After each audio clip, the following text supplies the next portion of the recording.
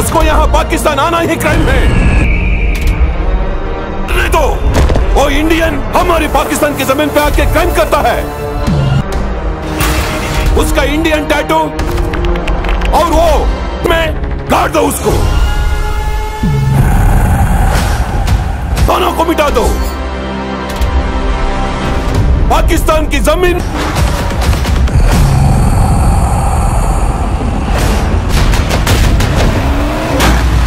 cut out, just know they about to be buried. Okay, we riding in the Chevy, getting in something heavy, know the तो दोस्तों अपने superstar ध्रुव सरजा की most awaited and biggest action movie जिस movie का नाम है Martin. तो दोस्तों मार्टिन मूवी को लेकर के फैंस लोग काफ़ी ज़्यादा एक्साइटेड हैं और बहुत ही जल्दी इस फिल्म को देखना चाहते हैं। जहां पर आप सब देख ही रहे हैं कि इसका ट्रेलर जिस तरह रिलीज किया गया है, जिस तरह तबाही मचा रहा है, काफ़ी बवाल ट्रेलर साबित हुआ। इस समय 8 करोड़ से भी ज़्यादा ट्रेलर के व्यूज़ हैं। तो दोस्तों आप लोग के बीच में बहुत ही जल्द रिलीज किया